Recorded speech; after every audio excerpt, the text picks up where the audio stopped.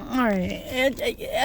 What is it? It gets real. I was about to say it's You as ain't easy gotta as it say gets. it. But anyway, go ahead. This is Annie, and I just found her down here in Camden. Yes, of course. So, okay, so you go ahead. You can just retell me your whole, little story. Did you come from Tennessee? So I grew up in Magnolia, and I started using 30'S in high school. By the time I graduated, I had a full-blown problem. I got accepted to about 5 colleges, but I wouldn't go because my thought was, where am I going to buy my 30'S? So I went to community college, aka my mom would drop me off every morning, and I lasted a semester, and my friend would pick me up and we would go cop. By that point, I started doing dope because I couldn't afford 30'S anymore. Yeah. And so my mom and dad sent me to Tennessee for rehab for the first time, and my exact words were, what the fuck am I gonna do, feed farm animals?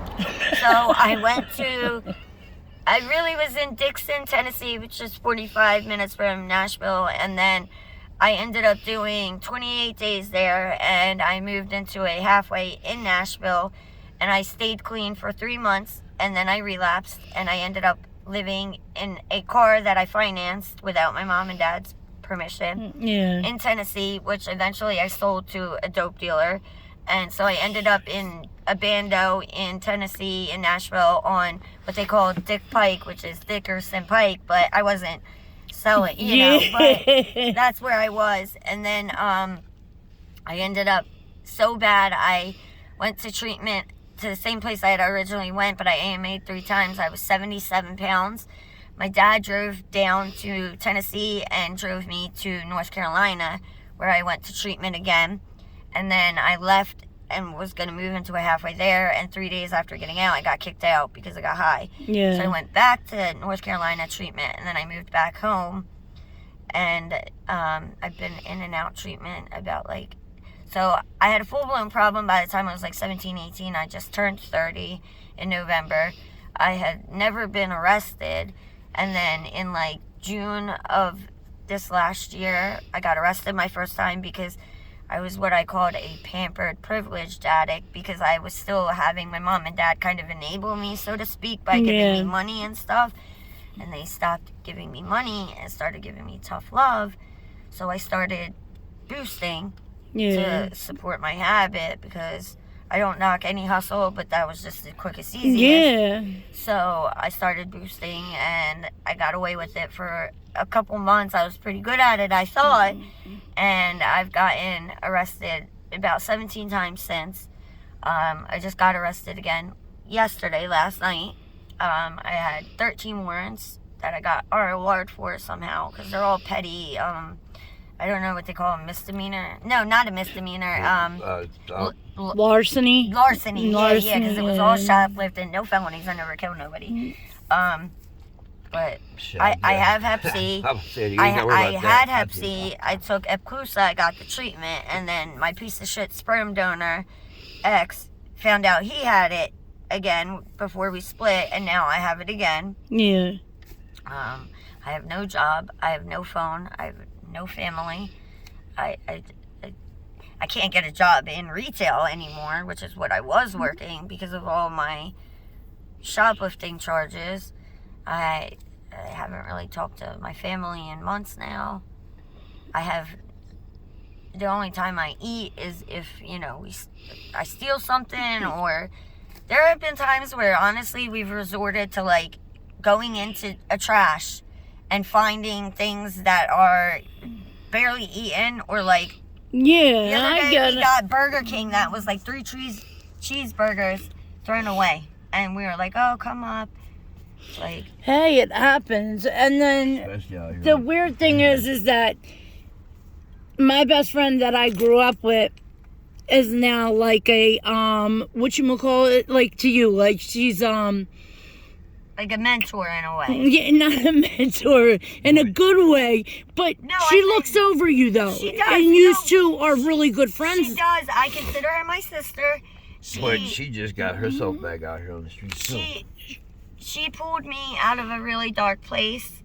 I I had gone through a breakup with somebody who I had a child with, and my child passed away. Yeah. And she pulled me out of a place where I was really, I was depressed. Yeah. And, it was hard. So, I mean, it's so hard talking about the person because she's a very good person, and first time I met you, I'm just sitting there talking to you. You know how you get vibes off people. I get that because I feel like I can pick up on vibes too, and it's one of those things where I say, it's so unfortunate the circumstances in which we did meet active addiction, but I know any other circumstance I would have been your friend immediately, and we would have connected and bonded the same way. And unfortunate as it is, I'm thankful that I got to meet her and connect with her and become close with her. In a way, it's like she's my best friend, she's my sister, she's my psychiatrist, she's my mom, she's everything. I mean, just the other night, these two guys came where we sleep, and they were on PCP, and they were either going to rape us or try and rob us. Yeah. And my foot is swelled. I can't walk. And she's trying to tell me to go away to go get help because she didn't. And the first thing she said was, I wasn't going to leave you to go get help. And I'm like, yeah, but I didn't want to leave you. And then, but that's just it. She takes care of me. She is and when it gets to a point, she's not afraid to, throw her hands either, towards, somebody, when it comes that time, it's that, what is it, fight or flight, they say. One of the first things we bonded over was because we had somebody who was mad at us, and, she slapped us, and I said to her, if you swing, I swing. So now that's, if you swing, I swing, Yeah.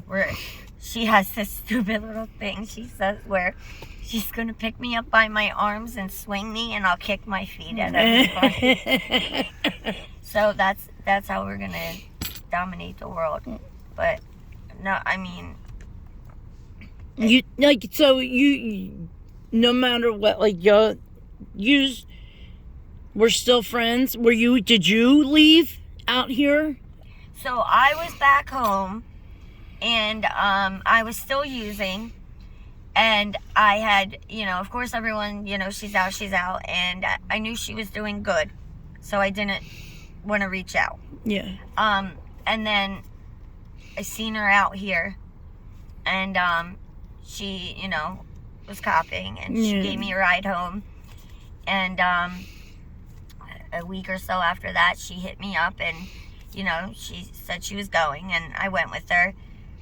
And unfortunately, her sublocated shot ran out, and she was getting sick again. What is that flying all back in the window? So, when I had found her again, she skids down. She went to the hospital, and she didn't go home, and she couldn't really go home because they were going to be unhappy. Yeah. So I said, just come live with me again. And so we were back at my house, and we really, really wanted to get clean. So I told my dad, who was my everything, I said, Dad, don't let us come home if we don't go by this day. And I said to myself, and I said to her, I might regret saying that, because my dad, he's the only one who will answer my calls if I'm in rehab, and I knew because I told him to do that, he would do it. And first night after, he told me, he dropped us at the train, he said, don't come home, you told me I'm not letting you. I stayed out, we stayed out a couple days, and then we did try going home, and they were asleep, so they didn't answer, and then we had to run from the cops and hide behind a dumpster for stealing a soda each from a Royal Farms. I shit you not. So we hid behind a dumpster. It was freezing, and I just haven't tried going back home or talking to my family since. So it's been about two months at the most, probably a month and a half-ish, that we've been back out here. we have a spot where we go and we set up every night. Yeah. And we keep it private. It's just us. But I mean, it's just like taxing. It's wearing. It's exhausting. And yeah, especially being out here. we have like a slew of like all these like her knee is swelled and my foot is swelled and we're malnourished and we're hungry and we're like dehydrated and we're cold or we're hot and she's got all these, you know, like this rash from using body wash that we stole that, you know, made her skin break out in an allergic reaction. And then it's not easy. It's just like, and the streets, like, it's, I don't know. It's like a full-time job. Like it is. It's a definite full-time job, and then it's a full-time job feeding your habit. Like it seems like this new stuff's worse than the original heroin. It's so much worse. You don't stay well, you don't get high, and you don't. It's constantly like driving your mind. Use.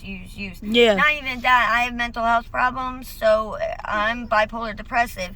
So whenever I have, you know, at least money or my shot or something to mix, my mind for that minute is at least not dwelling in like the hell of like everything that I don't want to think about. Yeah. So at least when I'm doing that, I'm not preoccupied about everything else that's driving me to like feel like shit or hate myself or, you know. It's kind of like, I don't know, it's just so weird, like, because I feel like I can, like, I bond with you in so many ways because, like, and I know, like, I just went through a major depression. Like, I was depressed. Like, I couldn't come out here, talk to people. Like, every time I see myself, like, on the camera, I'm like, no, I don't look right. Like, I don't want people, I'm so depressed, I don't want people to see me, and I don't want to be around people. Yeah. But it's also, there's nothing worse than being by myself, if that makes sense. Yeah. Like, stuck in my head. I have, you know, I'm manic depressive, so it's like where every day I wake up and I'm like, damn, I didn't die. That sucks.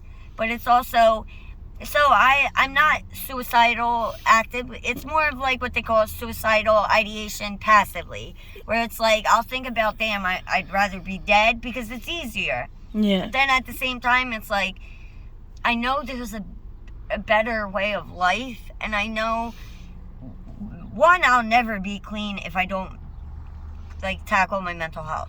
Yeah. That's just what it is. Like, Yeah, I have mental health, I have mental illness. With addiction has mental health problems. And I don't take my medication. Yeah. And that doesn't help. And being depressed, like, I don't want to look at myself. I don't want to be around people. And then I feel bad about myself. And then I feel bad about all the people I'm hurting. And it's like, I know people that, you know, I don't know about the Sublocade. That's Suboxone, right? yeah, it's the shot, Like, yeah. It's like 28, you have to get It's like a every 28 28 day days. shot, yeah. Well, they say it's 28 to like 31 days or something. What's it melt? It melts slowly into your system or Yeah, something? it's supposed to help with like cravings and keep you not sick. You have to be on subs before you get the sub. Yeah, that's what I'm saying. It's like a long-term sub. It's right? like a long-term sub, time yeah. release sub or some shit. And It's crazy. They can make a sub that they just she shoot was in the last talking 30 really, days. really well about it. I wanted it, actually. I had asked about it at Yeah, Cooper. because now they give it to you in the county jail if you want to get on it. Well, don't they? yeah. I was told that I was too underweight and that it wouldn't even affect me and that I had to gain weight. Yeah, I left the office crying. But Melissa, sorry. Yeah, the other girl. Anyway, but people have stayed clean on methadone too. I was on methadone. I was on methadone when I was pregnant with my child. I was between 12 and 16 weeks when I found out I was pregnant, so I had to stay on the methadone. And I was at the lowest therapeutic dose for a pregnant person. Yeah. And I was going every couple of days, and even if I skipped a couple of days, it builds up in your bone marrow, so you still don't feel sick. and I like the methadone better than like the sub strips itself. But the Sublocade, I really want to do, and I've heard really, really good things about it. I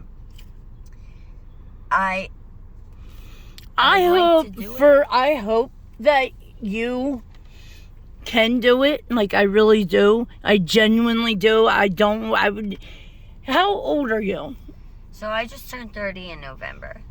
Jesus. God, I wish I could be 30 again.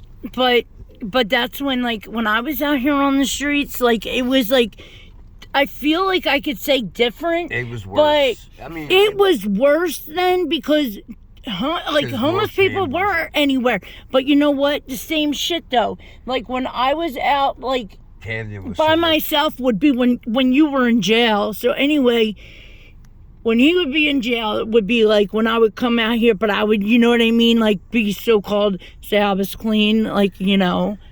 But guess she would just relapse every once in a while, get high every once in a while. I feel like I've thrown my life away though. Like I've wasted so many years, and now it's like, what am I gonna do? Though. You really haven't. Like you could turn it around right now. Like I believe I was in my 30s when I decided to get clean. And like talking to like that makes me feel better, and it gives me hope because I feel like I could wake up 10 years from now and be like, damn, I threw my life away. Damn, I wish I did something back when I was 30 and was saying that. It's like me and people, we were 13 years old out here standing on there. Yeah, and the hookers were sitting there yelling at us, like, get off of the corner. Like, we didn't know what the fuck we were doing. You know what I mean? But we started very, very, very fucking young. And I didn't stop till I was like 13. I did not stop until that whole era everybody started getting high. Like young. And but she'll tell me stories of certain things, and I'll be like, that's crazy because when I was 13, I had no idea about any. It wasn't until I went to, you know, well, you know why though? It's because you're in that era of the PERK 30's, where my sister is kind of in that era. Yeah, my era listen, so I'm just here. That's her story. That's where I'm gonna end it. And like, I just wish you the absolute best, though. Thank you. Really do. And I'm gonna end it there.